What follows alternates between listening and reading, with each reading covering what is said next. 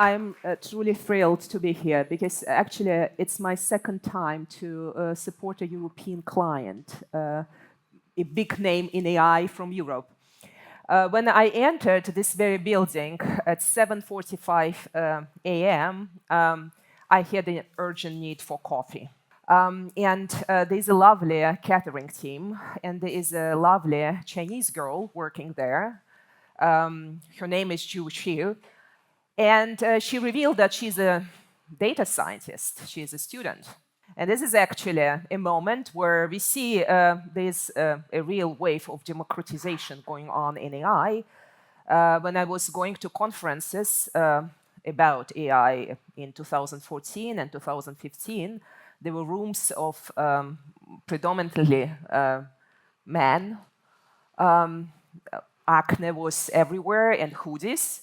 And now look around. It's a very different surrounding. So let me start. I brought a couple of interesting pictures which were generated by a Berlin-based artist, Julian. And there's no secret, obviously. It's Gen AI, because Obama and Merkel might have wanted to go on vacation together, but actually they were prevented from doing this by other tasks. And I'm going to focus on a couple of themes which might be relevant for you day to day. When I talk about why AI and generative AI is important, I won't give you all the textbooks and exclamation points provided by Hasabi or Kissinger. You might have your own preference why you would love to have AI in your day to day. My own is basically, I would love to see one day that we have fantastic models of human cells, because then we really would speed up development of next generation medications and save costs for the pharmaceutical industry. Another dream of mine is to have my own AI assistant who would generate a list of readings for me on a daily basis, because my taste actually is quite eclectic and I read across all kinds of disciplines. I would love to give you some sense on why AI is important in terms of general economics and whether AI drives or does not drive valuation of businesses. Yes, we will talk about the risks and we might have a conversation on this floor later on. I am against the European AI regulation. I'm quite open about it. And last week there was an article which I wrote for the Focus Business. Focus is a magazine which is a weekly magazine in Germany. I don't think that this piece of regulation resolves anything, but it puts a lot of burden on European AI businesses. And obviously, our host won't ever comment on that, I understand, but I'm independent and I can just disclose what I think. And I would love to share a couple of practical observations. My favorite word in German language is eierlegende Wollmilchsau.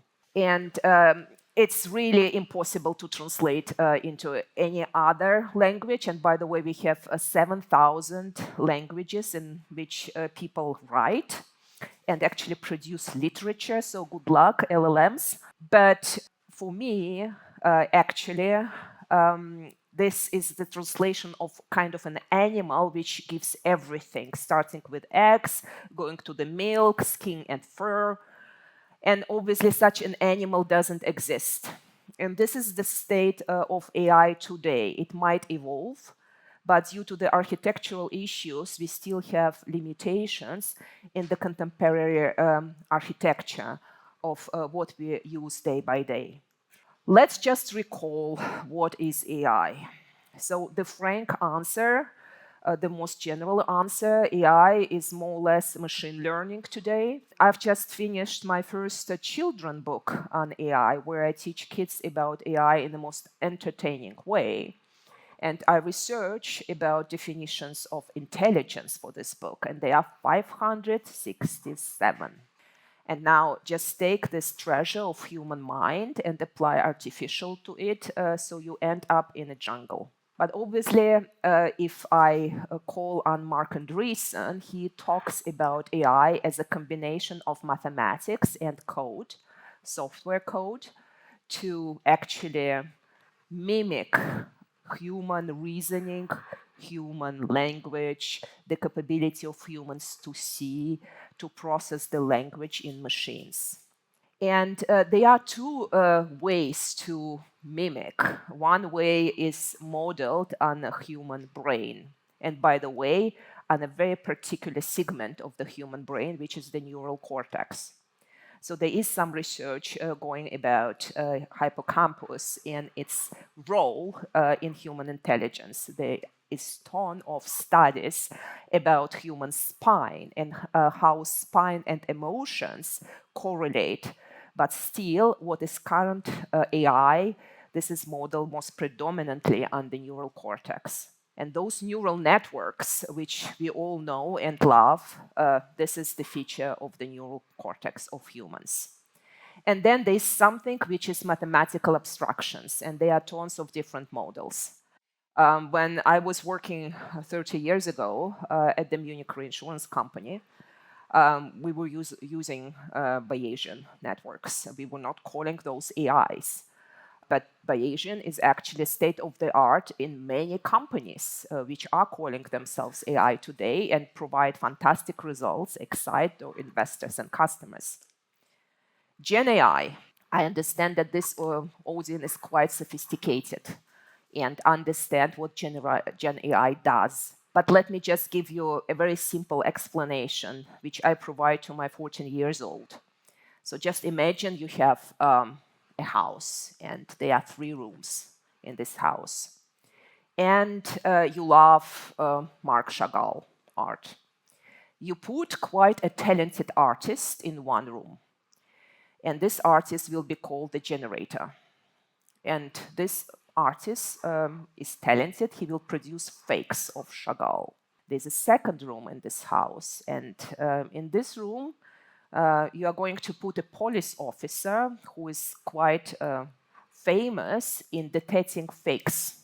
And this job of the police officer will be to decide whether he sees a fake or an original of Marc Chagall.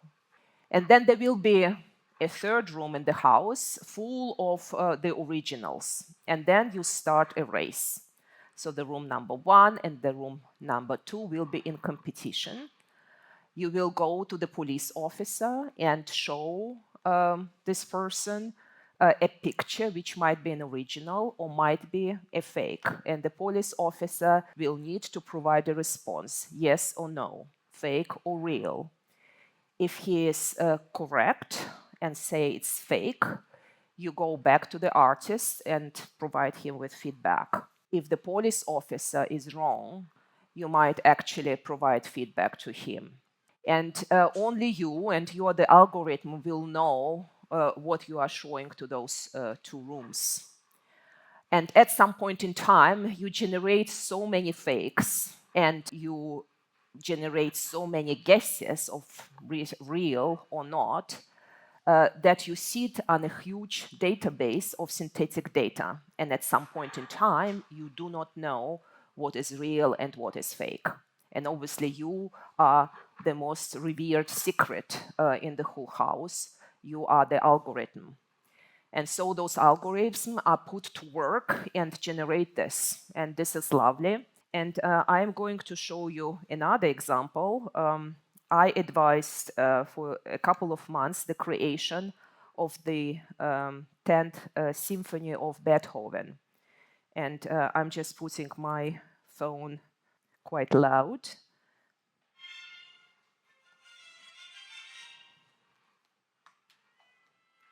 So, Beethoven wrote 9 symphonies, not 10.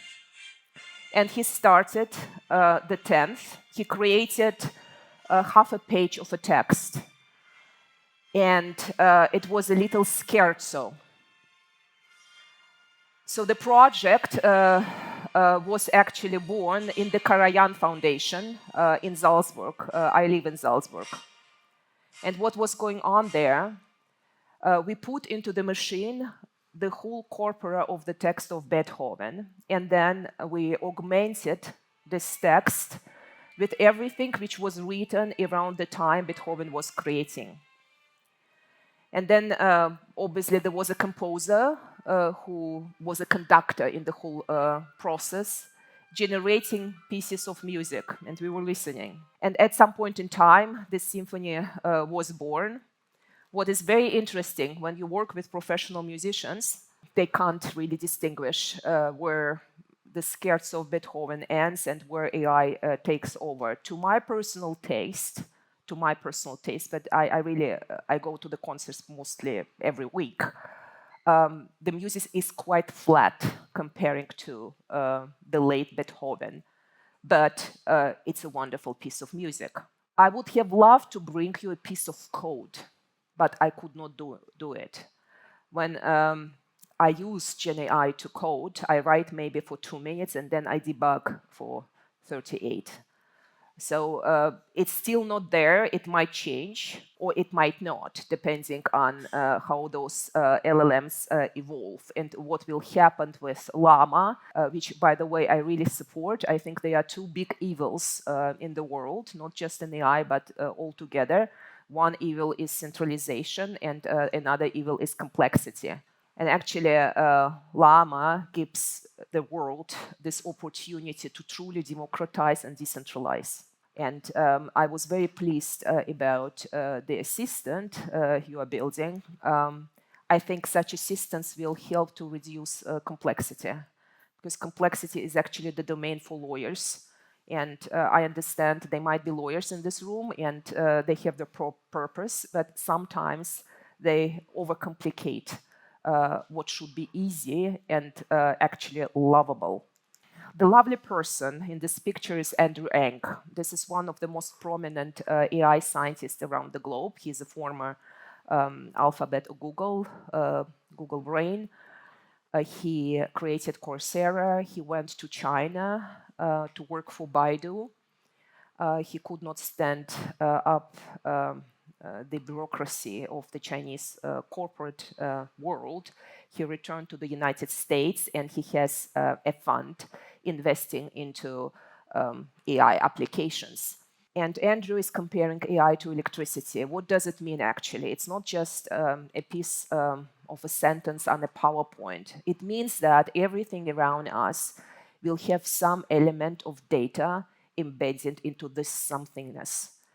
And there's another lovely person, Kevin Kelly, who created Wired. And Kevin is one of the most prominent strategists we have in technology nowadays. And he says that it's quite easy to predict business plans for the next generation of companies. They take something, it might be agriculture, it might be energy, medicine, and then they add AI to it. And this is tremendously important. Why? Because everything nowadays has a digital shadow. If we are in a manufacturing environment, we might have sensors. We need those sensors for remote maintenance of the machine.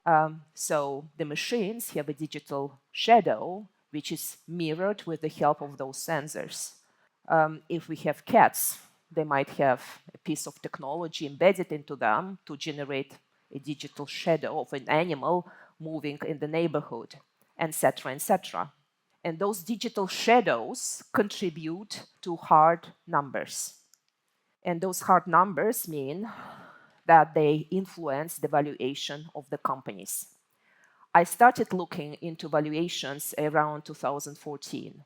And what was very interesting is that 5 years in a row, most valuable businesses around the globe, according to Fortune 500, so on the top 10, there were AI-centric companies. What are AI-centric companies? So those big tech companies, why they are big and why they are powerful? There are a couple of reasons. They don't just have services and software, and they don't just produce application we download and love for consumers and for businesses. Interestingly enough, they would love to master the whole technology stack. They invest in their own silicon chipsets. They invest into their own configurations of data centers. Actually, Alphabet was wonderful because they started putting those data centers under lakes and ponds for cooling purposes. So they try to really master this relationship into hardware and software, which is tremendously important for the costs of AI applications and services. So in terms of generative AIs, the same suspects are in the champion league. So we have Meta, we have Apple, we have Alphabet, we have, of course, Microsoft. NVIDIA is a huge enabler, providing chipset, GPUs, for AI applications. I'm not mentioning Chinese companies here. They were on this list a year ago, and they were actually squeezed out because United States installed a number of measures to control Chinese investments in the United States, and those businesses lost in valuation. This is why they did not make top 10 of those Fortune 500 or Fortune 2000 companies. Tesla, by the way, is under top 10 in terms of valuation, and we can discuss during the break why Tesla is so unique in automotive. They're tremendously unique in automotive, and this is an AI-centric business. And of course, there are some incumbents investing into AI and doing quite well, increasing the valuation because they go the AI path without having semiconductors on the roadmaps, without having their own infrastructure for data centers, so like Adobe. And of course, there are some champions in research, so this list is really limited. But we love, and we really love OpenAI. We love Stanford and what they do there. MIT Design Lab does fantastic work in AI. More to come. I would love to have European universities sitting on this picture. And this is really something which pains me a lot personally, that there are not so many incentives in Europe for universities to be that excellent. And this is not because Europeans are, let's say, stupid. Not at all. The best Europeans, however, work currently in Middle East. Look at Schmidhuber, the father of long and short-term memory technology, which sits on every smartphone in our pocket. And he works for Dubai and for Saudis, a German by birth. And he is at the University of Lausanne. Hinton is from Scotland, and he's in the United States. So they are fantastic European names, but they don't work really in Europe, which is a huge pity. In top companies, there is a huge connection in between of universities and building products, building applications. Professors work at Meta or Apple, and they still work and teach at the universities, providing next generation of talent into those companies. Russell Hudimov is one of the examples. Jan LeCun is another example. And so Gen AI is something which is very interesting for me, because this GPT or GPT-3 was not born in November 2022. GPT-3 was born in June 2020, and no one paid any attention. And there were other models around which were doing quite well. Still, no one paid attention. And then ChatGPT came into the markets. What does this moment tell to us? I compare this to what happened in the internet world around 96, 97, 98, when the Mosaic browser took off. Mosaic browser was created by Mark Andreessen and his colleagues around 93, 94. And prior, 96, 97, internet was a place for geeks wearing hoodies and exchanging information about cool websites. Actually, Mark was running a register for the new websites. I mean, this is completely not normal those days. And Mark created this browser, which out of sudden opened a window into the World Wide Web to us muggles. And we started the usage. And the usage accelerated, and now we live with digital shadows driving valuation of businesses. For me, ChatGPT and LLMs is the moment comparable to one of the first great browsers in the web. More to come. What is the future of LLMs? Frankly, who knows? Jan LeCun thinks there might be at some point in time an end to those LLMs. Mark Andreessen thinks this is here to stay. We do not know, but this is the technology which is accelerating and which will actually dictate a lot what is happening in businesses and with consumers around us. And 180.5 million users of ChatGPT in August of this year is quite a remarkable number. What is quite remarkable as well is that 62.5% of users are quite young.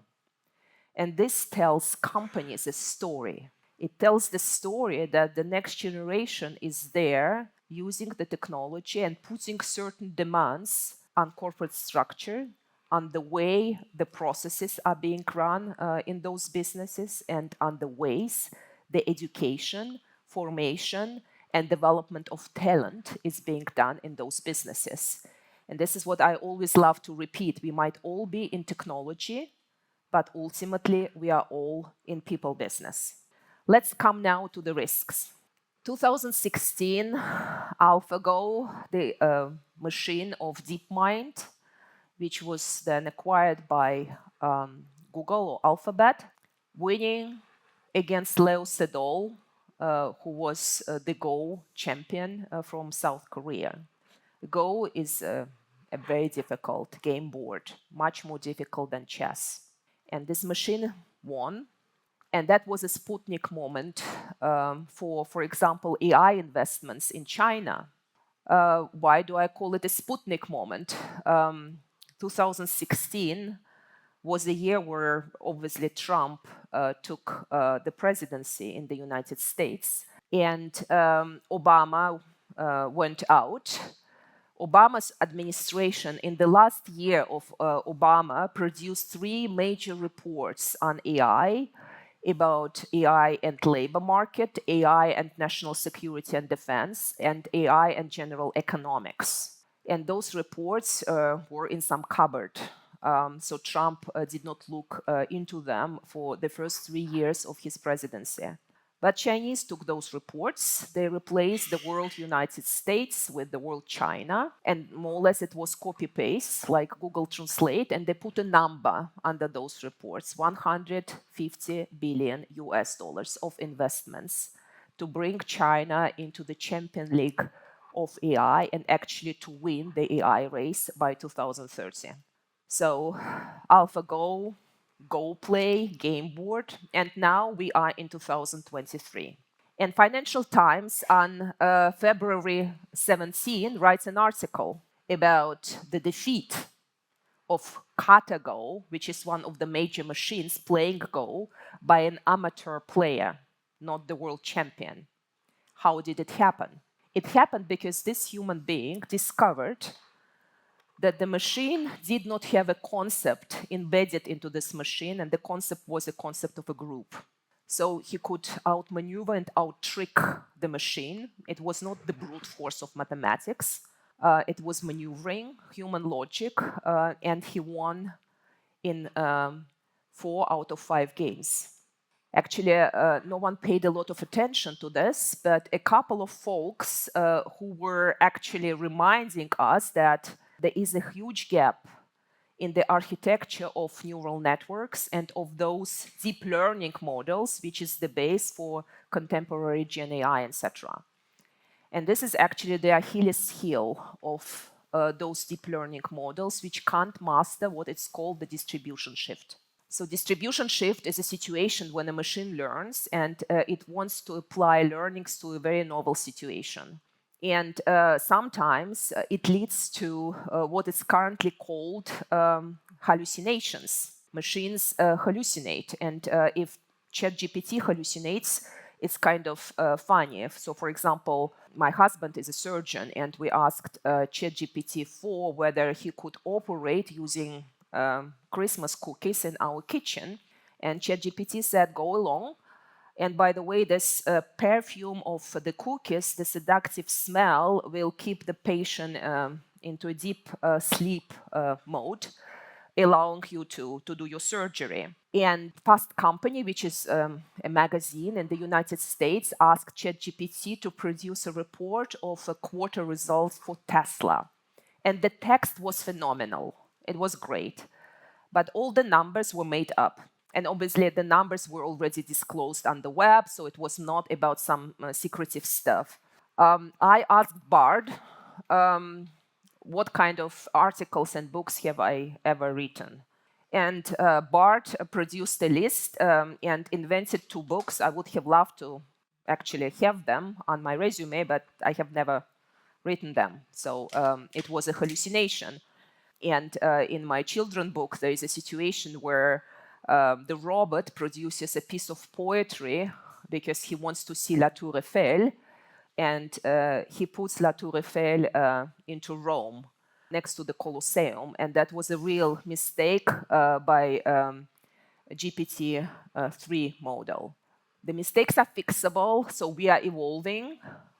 We are investing into explainable AI, we are looking into it, but they are still mistakes. And when it comes to Beethoven and to music, who cares unless you are with copyright lawyer?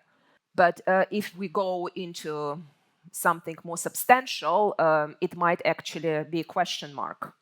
So there are 3 buckets of risks in AI, and I'm currently very generic. So the first cluster is design issues. So some are architectural, like, yes, there is this issue with the distribution shift period. If you know it, look into your code, look into what the model is doing, think whether there might be something going on which should not be there. Certain things are, let's say, just in our history. For example, there is a gender gap in medicine, not because doctors are evil or pharmaceutical companies are evil, but just by history, a lot of therapies were developed on the base of cohorts of male patients. And then they are being applicable to female.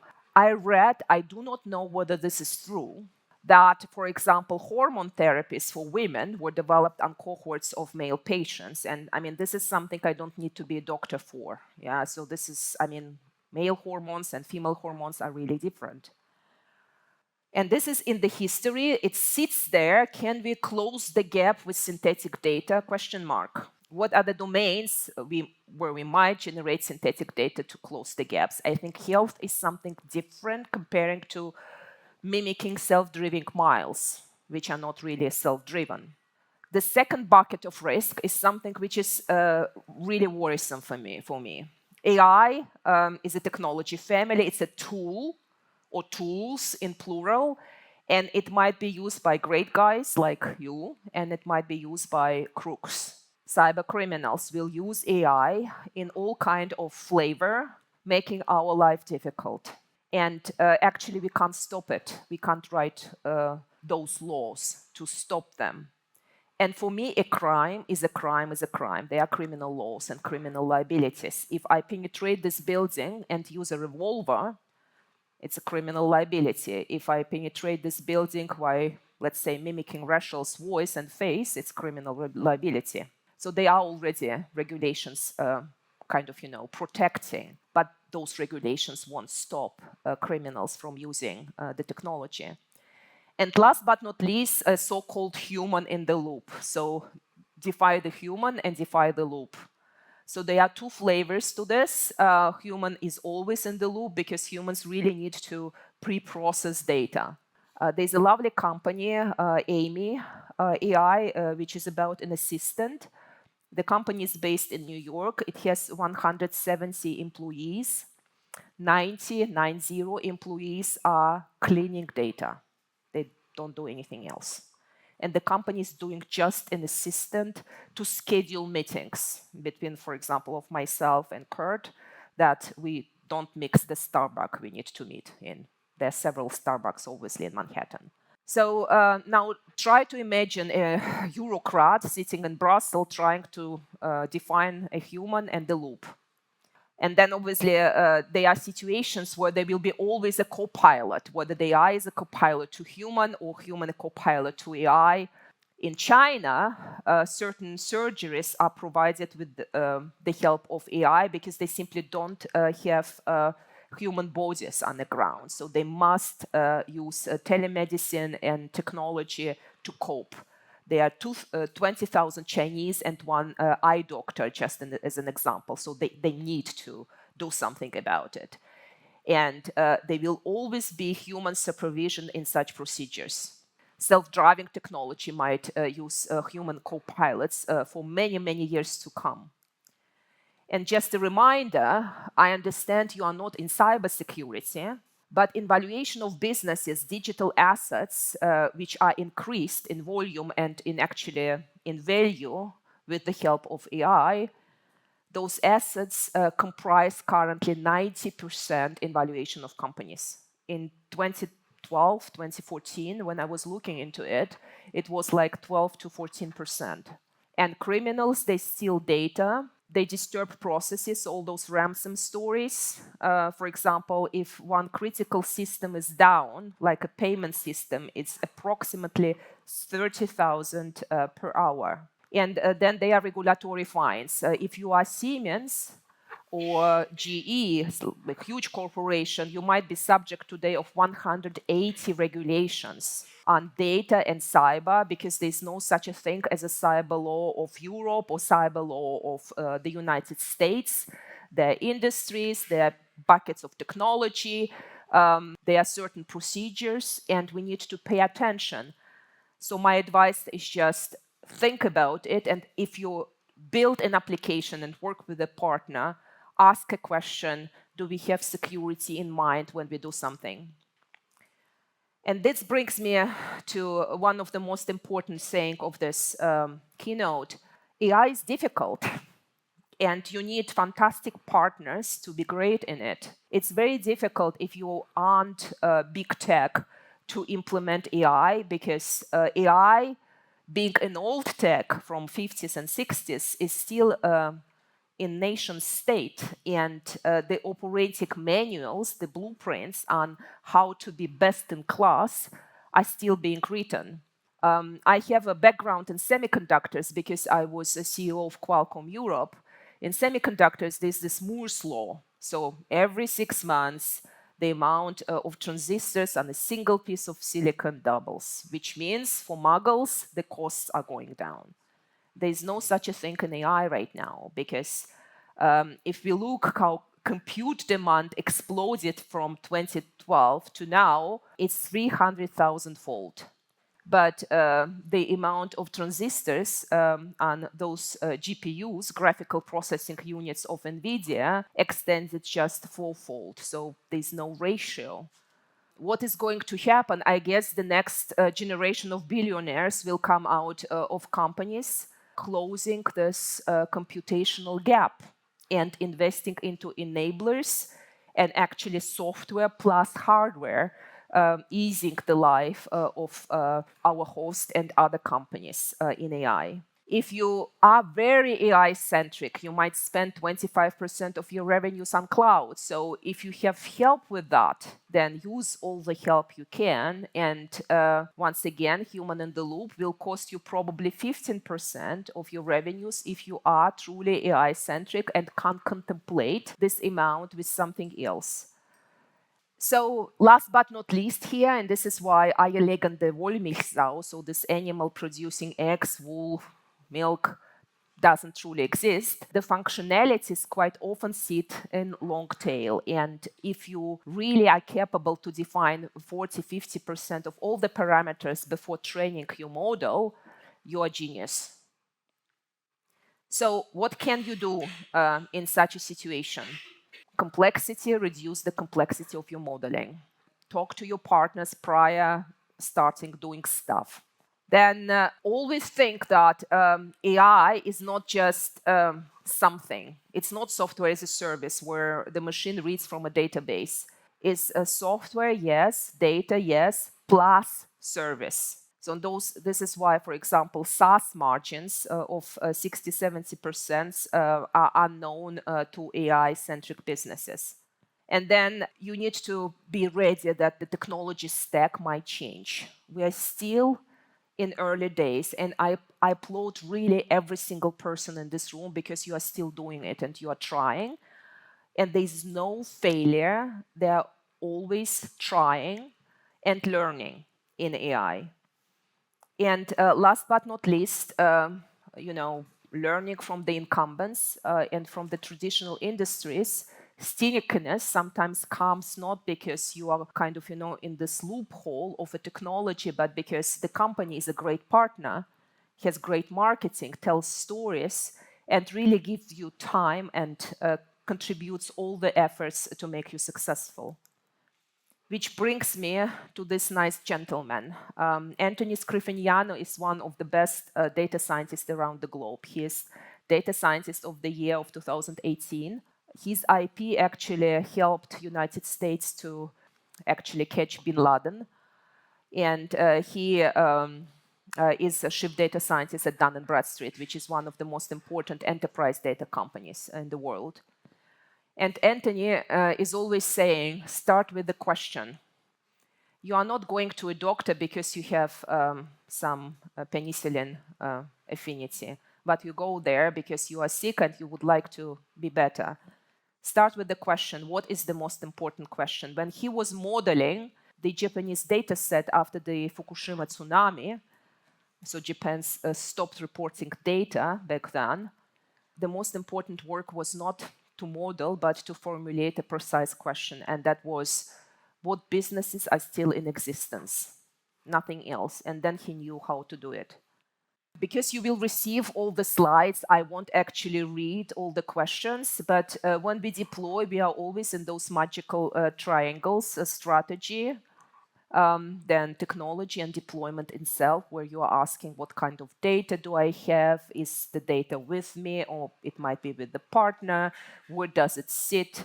What do I do about unstructured data? So a lot was said today. And then, of course, talent. And this is, once again, you should never neglect talent. And this is why I was so pleased to actually meet this young girl today, who, by the way, asked me, I am learning to become a data scientist, but now they are those large linguistic models. Am I going to be replaced? And the answer is, of course, not, because you will learn as well to ask questions. And there's a quote of Pablo Picasso, machines are quite stupid, they just give answers. So people in this room will provide questions, and this is the most valuable asset, asking good questions.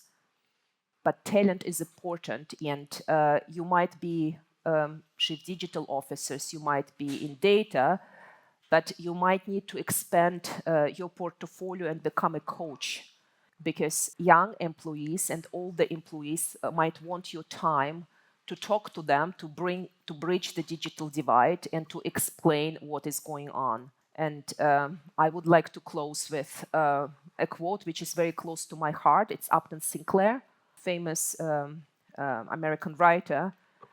People don't understand new ideas if their living depends on old ones. And this is very true.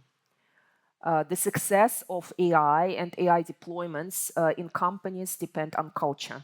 And with this, let's look into the vacation of Merkel and Obama. And I hope that you will have as much fun at this conference as those two in this picture, even if it's generative AI. Thank you so much.